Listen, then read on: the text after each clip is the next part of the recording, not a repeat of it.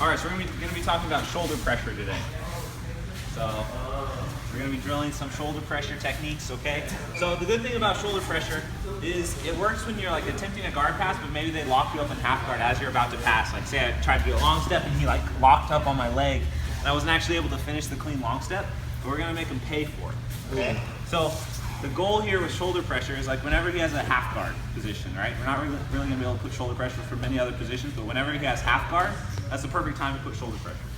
Now, when we put shoulder pressure, the goal isn't to go across his face so much, okay? Like you can do that and that's fine, but actually people's faces are pretty tough, surprisingly, especially jiu-jitsu faces.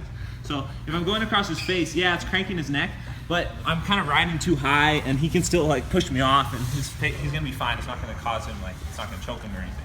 So when I do shoulder pressure, what I want you to do is instead of reaching to the armpit like this, what we're gonna do is we're gonna reach down like parallel with his spine, okay? What this does is it puts my shoulder really low on his collarbone and not on his face. It like lets me get my shoulder a little lower. So when I reach low like this, what happens is now my actual shoulder pressure is like right on his chest right now. But what that does is it allows me to drive upwards underneath his chin, okay? And we're a lot lower, which means that our base is gonna be better because our hips are lower and we can control his hips with our weight more than if we're driving just up on his face like this. And there's a time and place for this, but this is more like knee cut pressure. But if we wanna solidify the position and move slowly, I wanna put my hand all the way down his back right here, and then I'm gonna pull my weight this way. Okay, I'm pulling my weight down, and then I start to drive him over my hand. So you'll feel a lot of pressure on your hand. You kind of like arched his back by putting your hand underneath him.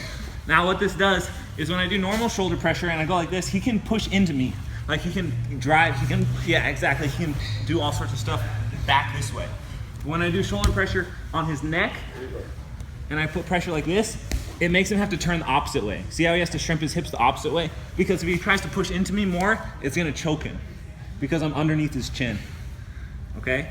So this means that we're limiting his options of escape. So now instead of having two options, if I'm on his face, he can go this way or he can turn away. He has two options. By going low and on the neck, he has only one option, which is to turn that way. So if I wanna keep him here, and I wanna stop him from turning that way, all I have to do is control his elbow. So now I'm putting a heavy pressure on his neck and I'm controlling his elbow here and then driving in. So we're choking him right here, okay? The shoulder is going across his one artery, and then by pulling up his elbow, it's kind of like driving his own shoulder into the other side. And I'm putting pressure like that. Now what's gonna happen is he's gonna have to bridge up and over.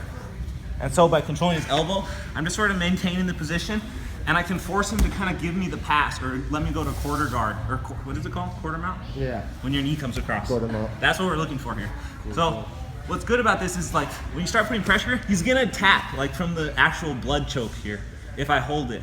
So what I like to do is like if I'm feeling especially torturous that day, I hold his elbow and I try and just put the pressure like this, try and make the guy, you know, tap from the pressure. And the way that works is because the shoulder is on the chest and then slides upwards as we put pressure. And you'll see that my hips are twisted.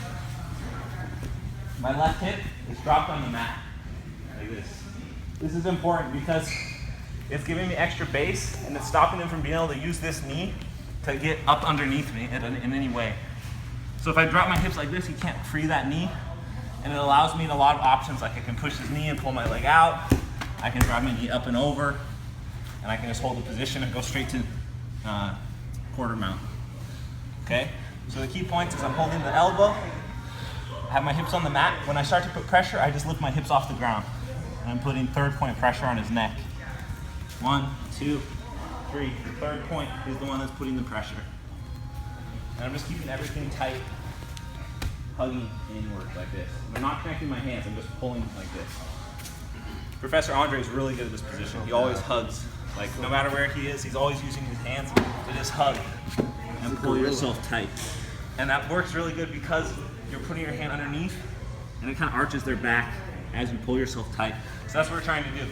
Put the hand underneath, put the heavy shoulder pressure, turn my hips, grab his elbow. So 1, he can't turn, and 2, he can't post on me. If he's posting here, I want to make sure you can't do that. So I force his hand past my neck. Putting pressure, try and get the submission. If the guy starts to bridge, I'm just letting my knee drive over with him. Okay? And then we're maintaining the mount, and I'm already underneath his elbow to lock him up into like a really strong mount. Any questions? Are you driving across his body or more towards his head? My goal is to drive my elbow up his chest into his neck. So I'm kind of moving it at a diagonal upwards. My shoulder pressure is here. My head is going to go that way. So I'm driving in and up. So the head's going here. But I also don't want him to turn. So as I drive, come across, I don't want his body to rotate. So I'm driving in, but I'm also counter-rotating him with my arm, pulling him in so he can't turn away. You can feel the choke, right? The choke only comes if your hand is parallel to his spine. If you go like this, you're not going to put the pressure that you need. Because now it's just pushing downwards, but for whatever reason, when I go here, and then I drive upwards, that's where the pressure is. Okay? So this is good if you're like if you're having a hard time freeing your leg and you're focusing really hard on trying to free your leg, and the guy's hanging on, don't fight it anymore. Just readjust, get extra deep, pull the elbow, drive in, and that gives him something to worry about. Now he's worried about his neck. He's not going to be as worried about maintaining the guard. And you're going to be able to pass the quarter mount and eventually pass all the way. So we're just working on the pressure, trying to get the choke, controlling the elbow, and then the guy on bottom, bridge to relieve the pressure, and then go to quarter mount. Any other questions? Let's do it on 3. 1, 2, 3.